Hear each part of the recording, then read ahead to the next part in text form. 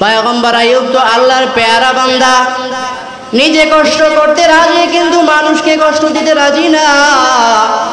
নিজে কষ্ট পাইতে রাজি কিন্তু মানুষকে কষ্ট দিতে রাজি নয়। আল্লাহর পয়গম্বর বলেন, এই এলাকার মানুষেরা শুনে নেও,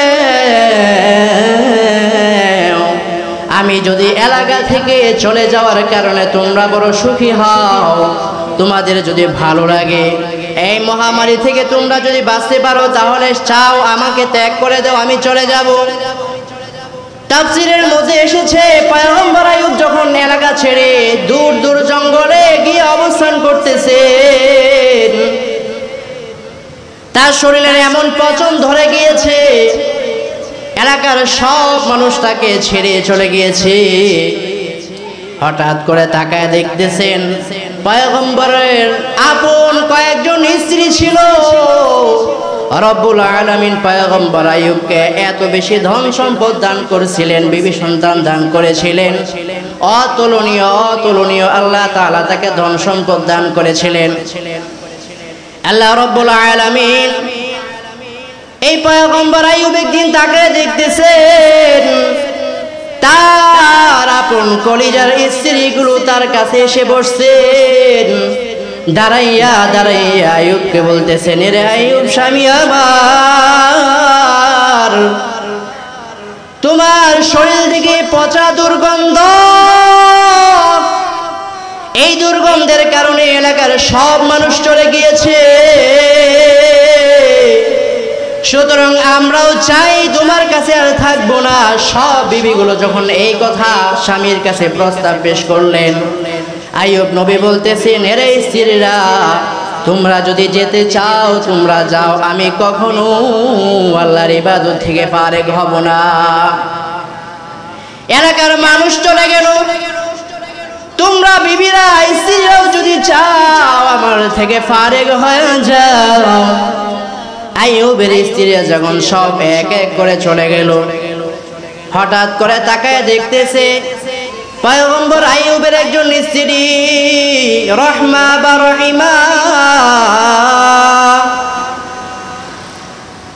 এই রহমা বা রহিমা নামের স্ত্রীটা পয়গম্বর আইয়ুবের কাছে এসে বলতেছেন, রে স্বামী আমার, সব স্ত্রীরা চলে গেল, আপনি কি মনে করেছেন আমি আপনাকে ছেড়ে চলে যাব?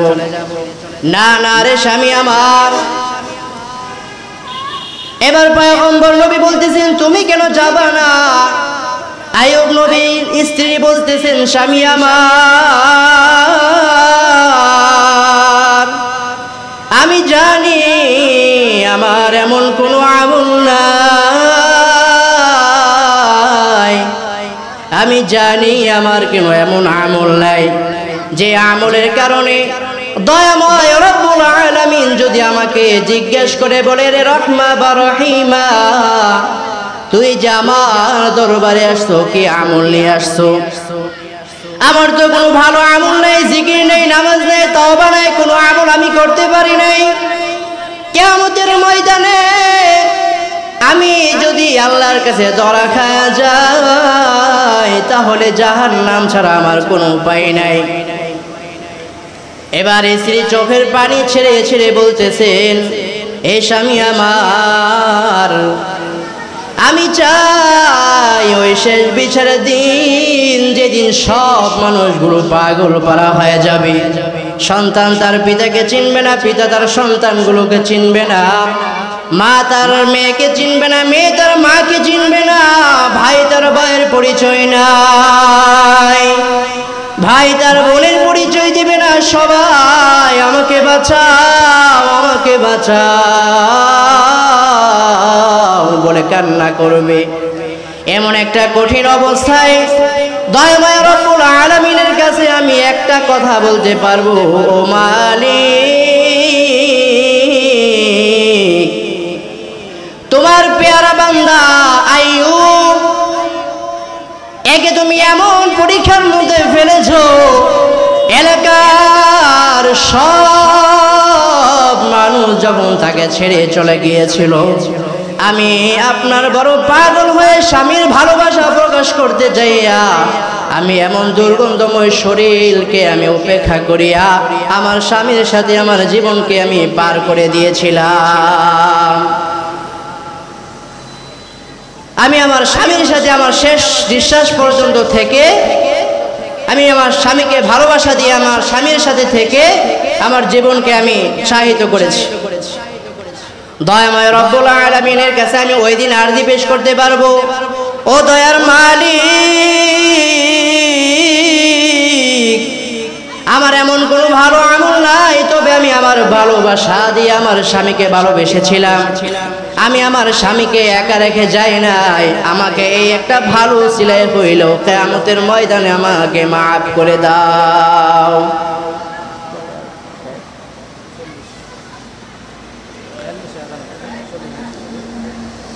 এরে পয়গম্বর নবীর উম্মতের দল, তুমি এমন কেমন মেয়েকে বিবাহ করেছো? ও আম্মা জানেরা, তোমরা তো এমন একজন দামি সন্তান, এমন দামি আম্মা জান। এরে পয়গম্বর নবীর উম্মতের দল, আল্লাহ রাব্বুল আলামিনের কাছে বিবি রহমা বা রহিমার মতো আরজি পেশ করার মতো কোনো আমল নাই। আল্লাহ রাব্বুল আলামিনের দরবারে যদি কোনো ভালো আমল যদি প্রকাশ করতে না পারি, জাহের করতে না পারি, ওই কিয়ামতের ময়দানে তোমার আমার কোনো উপায় হবে না। তোমার আমার কোনো উপায় হবে না রে ভাই।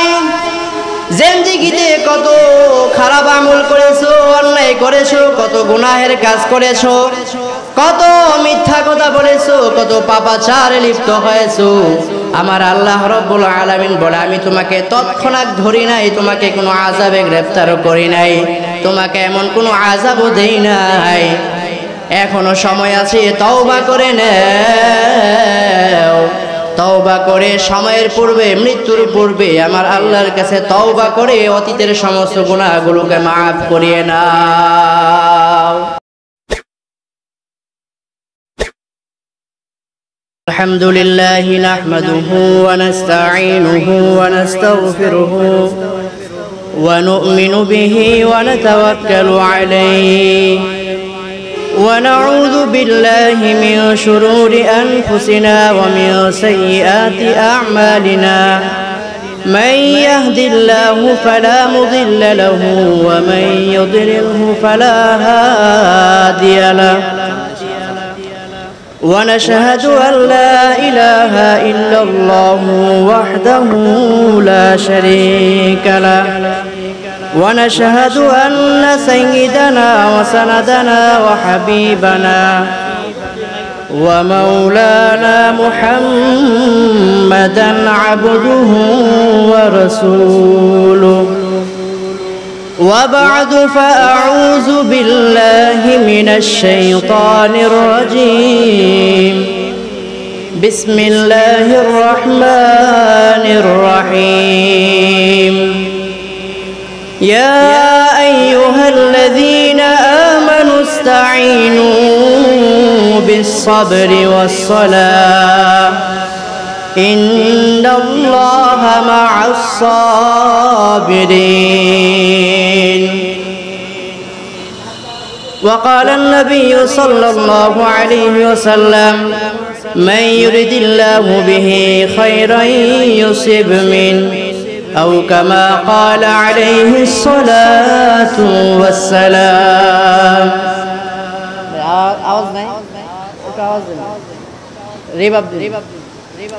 আলহামদুলিল্লাহ, আল্লাহ রাব্বুল আলামিনের দরবারে অসংখ্য শুকর ও সুজুদ, যে মহান রব্বুল আলামিন আমাদেরকে অত্যন্ত ভালোবেসে মহব্বত করে দ্বীনি মজলিসে বসার তৌফিক দান করেছেন।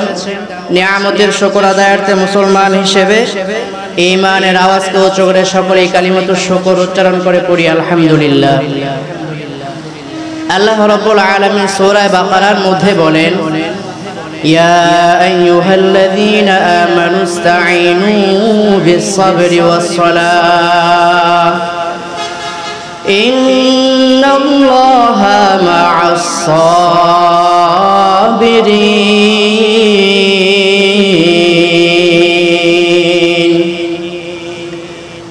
যদি কখনো কোনো সমস্যার মধ্যে কোনো মানুষ পড়ে যায়, বিপদের মধ্যে পড়ে যায়, সেই বিপদ থেকে কিভাবে বাঁচবে, কিভাবে রক্ষা পাবে, সেখানে আল্লাহ তাআলা এই আয়াতের মধ্যে এই কথাই শেখাচ্ছেন।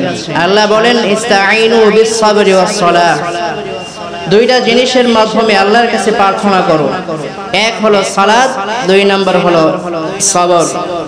ধৈর্য এবং নামাজের মাধ্যমে আল্লাহর কাছে সাহায্য সহযোগিতা প্রার্থনা করো। আল্লাহ রাব্বুল আলামিন আমাদেরকে বিভিন্ন সময় মুসিবত দেয়, বিপদ দেয়, এটাও এক প্রকারের নিয়ামত। আল্লাহর কোনো বান্দা যখন মুসিবত আসতো তখন তারা আল্লাহর শুকরিয়া আদায় করে পড়তেন আলহামদুলিল্লাহ। কেউ যদি জিজ্ঞেস করা হতো মুসিবত এসেছে, বিপদ হয়েছে, তো তুমি কেন আলহামদুলিল্লাহ পড়ো, ওই আল্লাহর বান্দা বলেন আমি কেন আল্লাহর শুকরিয়া আদায় করলাম, আমাকে আল্লাহ তাআলা যে বিপদটা দিয়েছেন এর থেকে বেশি বিপদও দিতে পারতেন। যেহেতু আমাকে অল্প কম সংখ্যক মুসিবত দিয়েছেন, বিপদ দিয়েছেন, এই জন্য আমি আল্লাহর কাছে শুকরিয়া আদায় করি, আমাকে বড় মুসিবত থেকে বাঁচাইয়া ছোট বিপদ দিয়ে আমাকে রক্ষা করেছেন। এই জন্য আল্লাহ রাব্বুল আলামিন বলেন, এরে পৃথিবীর মানুষেরা, তোমরা যখন মুসিবতের মধ্যে পড়ে যাও একমাত্র আল্লাহ তাআলার কাছে প্রার্থনা চাও, আল্লাহর কাছে প্রার্থনা চাও। ও দয়ার মালিক, আপনি তো আমাকে মুসিবত দিয়েছেন, বিপদের মধ্যে ফেলে দিয়েছেন, আমি একভাবে বিশ্বাস করি আপনিও যেহেতু আমাকে মুসিবতের মধ্যে ফেলে দিয়েছেন, আমাকে আপনি রক্ষা করবেন। ভাই একো বন্ধ করে দেন, রিভাব দেন, একো বন্ধ করে দেন। আল্লাহ রাব্বুল আলামিনের দিনটা যুবক,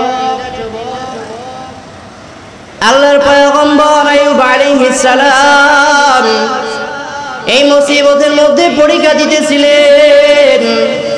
আল্লাহ বলেন আমার যত বেশি প্রিয় বান্দা হবে আমি আল্লাহ তাদেরকে তত বেশি মুসিবত দিয়ে পরীক্ষা করি। আমার কাছে যত বেশি প্রিয় বান্দা আমি তাকে তত বেশি মুসিবত দিয়ে পরীক্ষা করি। আল্লাহর পয়গম্বরে আইয়ুব আলাইহিস সালাম তিনাকে আমার আল্লাহ তাআলা এমন একটি রূপ দিয়েছিলেন যেই রোগের কারণে আইয়ুবের প্রতিটা অঙ্গে প্রত্যঙ্গে পোকামাকড় এসে পুরা অঙ্গ প্রত্যঙ্গগুলো পচে গলগল হয়ে গিয়েছিল। আল্লাহর পয়গম্বর আইয়ুব আলাইহিস সালাম মুসিবতের মধ্যে ফেলাইয়া তাকে পরীক্ষা করেন। মুসিবতে পইরা আইয়ুব আমার আল্লাহর জিকির থেকে স্মরণ থেকে গাফিল হয়, আমার আল্লাহকে দোষারোপ করে কিনা। তাফসীরের মধ্যে পাওয়া যায় পয়গম্বর ইব্রাহিমের যখন এমন হাতগুলো পচন ধরে ফেলেছে, পাগুলো পচন ধরে ফেলেছে, মাথা থেকে নিয়ে পা পর্যন্ত যখন পচন ধরে গিয়েছে, একে একে তার আশেপাশে যত মানুষ ছিল সবাই এক আওয়াজ দিয়ে বলে আইয়ুবের কারণে মহামারী হয়েছে, এর সাথে যদি আমরা থাকি তাহলে আমাদের এই রোগে ভোগান্তিত হতে হবে। আমরাও তো আইয়ুবের মতো এই পচন রোগে ধরা পড়ে যাব। সুতরাং এই আইয়ুবকে এই এলাকা থেকে তাড়াইয়া দাও। এলাকার কোন সংবাদপত্র মানুষেরা যখন আইয়ুবের কাছে আসছেন, এ আইয়ুব তোমার এই শরীরের কারণে, পচনের কারণে তোমার শরীর থেকে দুর্গন্ধ বের হয়, সুতরাং তোমার কারণে এই এলাকার অনেক মানুষের অসুবিধা হয়, তুমি যদি এলাকা ছেড়ে দাও তাহলে আমরা খুশি। পয়গম্বর আইয়ুব তো আল্লাহর পেয়ারা বান্দা, নিজে কষ্ট করতে রাজি কিন্তু মানুষকে কষ্ট দিতে রাজি না, নিজে কষ্ট পাইতে রাজি কিন্তু মানুষকে কষ্ট দিতে রাজি নয়। আল্লাহর পয়গম্বর বলেন এই এলাকার মানুষেরা শুনে নেও, আমি যদি এলাকা থেকে চলে যাওয়ার কারণে তোমরা বড় সুখী হও, তোমাদের যদি ভালো লাগে, এই মহামারী থেকে তোমরা যদি বাঁচতে পারো, তাহলে চাও আমাকে ত্যাগ করে দাও, আমি চলে যাব। তাফসীরের মধ্যে এসেছে পয়গম্বর আইয়ুব যখন এলাকা ছেড়ে দূর দূর জঙ্গলে গিয়ে অবস্থান করতেছে, তার শরীরে এমন পচন ধরে গিয়েছে, এলাকার সব মানুষ তাকে ছেড়ে চলে গিয়েছে। হঠাৎ করে তাকায় দেখতেছেন পয়গম্বরের আপন কয়েকজন স্ত্রী ছিল। রব্বুল আলামিন পয়গম্বর আইয়ুবকে এত বেশি ধন সম্পদ দান করেছিলেন, বিবি সন্তান দান করেছিলেন, অতুলনীয় অতুলনীয় আল্লাহ তাআলা তাকে ধন সম্পদ দান করেছিলেন। আল্লাহ রব্বুল আলামিন এই পয়গম্বর আইয়ুব একদিন তাকে দেখতেছেন, তার আপন কলিজার স্ত্রীগুলো তার কাছে এসে বসছেন। দাঁড়াইয়া দাঁড়াইয়া আইয়ুবকে বলতেছেন, রে আইয়ুব স্বামী আমার, তোমার শরীর থেকে পচা দুর্গন্ধ, এই দুর্গন্ধের কারণে এলাকার সব মানুষ চলে গিয়েছে। সুতরাং আমরাও চাই তোমার কাছে আর থাকবো না। সব বিবিগুলো যখন এই কথা স্বামীর কাছে প্রস্তাব পেশ করলেন, আইয়ুব নবী বলতেছেন, এরে স্ত্রীরা, তোমরা যদি যেতে চাও তোমরা যাও, আমি কখনো আল্লাহর ইবাদত থেকে ফারেক হব না। এলাকার মানুষ চলে গেল, তোমরা বিবিরা স্ত্রীরাও যদি চাও আমার থেকে ফারেক হয়ে যাও। আইয়ুবের স্ত্রীরা যখন সব এক এক করে চলে গেল, হঠাৎ করে তাকায় দেখতেছে পয়গম্বর আইয়ুবের একজন স্ত্রী রহমা বা রহিমা, এই রহমা বা রহিমা নামের স্ত্রীটা পয়গম্বর আইয়ুবের কাছে এসে বলতেছেন, রে স্বামী আমার, সব স্ত্রীরা চলে গেল, আপনি কি মনে করেছেন আমি আপনাকে ছেড়ে চলে যাব? না না রে স্বামী আমার। এবার পয়গম্বর নবী বলতেছেন, তুমি কেন যাবা না? আইয়ুব নবীর স্ত্রী বলতেছেন, স্বামী আমার, আমি জানি আমার এমন কোনো আমল নাই, আমি জানি আমার কোনো এমন আমল নাই যে আমলের কারণে দয়াময় রব্বুল আলামিন যদি আমাকে জিজ্ঞেস করে বলে, রে রহমা বা রহিমা, তুই যে আমার দরবারে আসছো কি আমল নিয়ে আসছো? আমার তো কোনো ভালো আমল নাই, জিকির নেই, নামাজ নাই, তওবা নাই, কোনো আমল আমি করতে পারি নাই। কিয়ামতের ময়দানে আমি যদি আল্লাহর কাছে ধরা খাওয়া যাই, তাহলে জাহান্নাম ছাড়া আমার কোনো উপায় নাই।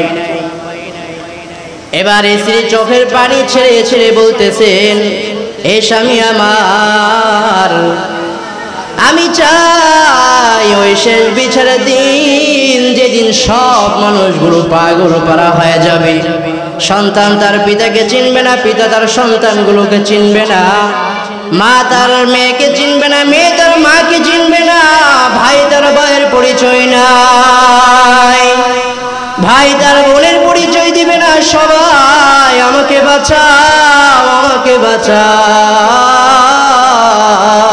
বলে কান্না করবে। এমন একটা কঠিন অবস্থায় দয়াময় রব্বুল আলামিনের কাছে আমি একটা কথা বলতে পারবো, ও মালিক, তোমার পেয়ারা বান্দা আইয়ুব একে তুমি এমন পরীক্ষার মধ্যে ফেলেছো, এলাকার সব মানুষ যখন তাকে ছেড়ে চলে গিয়েছিল, আমি আপনার বড় পাগল হয়ে স্বামীর ভালোবাসা প্রকাশ করতে যাইয়া আমি এমন দুর্গন্ধময় শরীরকে আমি উপেক্ষা করিয়া আমার স্বামীর সাথে আমার জীবনকে আমি পার করে দিয়েছিলাম।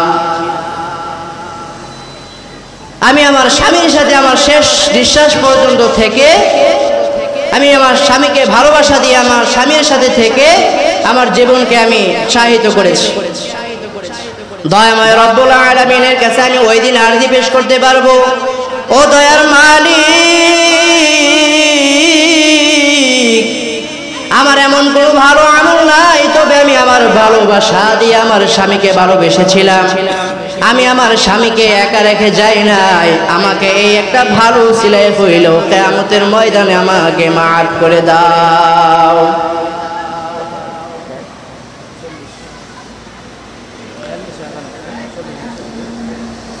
এরে পয়গম্বর নবীর উম্মতের দল, তুমি এমন কেমন মেয়েকে বিবাহ করেছো? ও আম্মা জানেরা, তোমরা তো এমন একজন দামি সন্তান, এমন দামি আম্মা জান। এরে পয়গম্বর নবীর উম্মতের দল, আল্লাহ রাব্বুল আলামিনের কাছে বিবি রহমা বা রহিমার মতো আরজি পেশ করার মতো কোনো আমল নাই। আল্লাহ রাব্বুল আলামিনের দরবারে যদি কোনো ভালো আমল যদি প্রকাশ করতে না পারি, জাহির করতে না পারি, ওই কিয়ামতের ময়দানে তোমার আমার কোনো উপায় হবে না। তোমার আমার কোনো উপায় হবে না রে ভাই। জিন্দেগিতে কত খারাপ আমল করেছো, অন্যায় করেছো, কত গুনাহের কাজ করেছো, কত মিথ্যা কথা বলেছো, কত পাপাচারে লিপ্ত হয়েছো। আমার আল্লাহ রাব্বুল আলামিন বলে, আমি তোমাকে তৎক্ষণাৎ ধরি নাই, তোমাকে কোনো আযাবে গ্রেফতারও করি নাই, তোমাকে এমন কোনো আযাবও দেই নাই। এখনো সময় আছে, তওবা করে নাও। তওবা করে সময়ের পূর্বে, মৃত্যুর পূর্বে আমার আল্লাহর কাছে তওবা করে অতীতের সমস্ত গুনাহগুলোকে মাফ করিয়ে নাও। আল্লাহ রাব্বুল আলামিন আমাদেরকে অতীতের সমস্ত গুনাহ থেকে ফারেক হয়ে কবরে যাওয়ার তৌফিক দান করুন।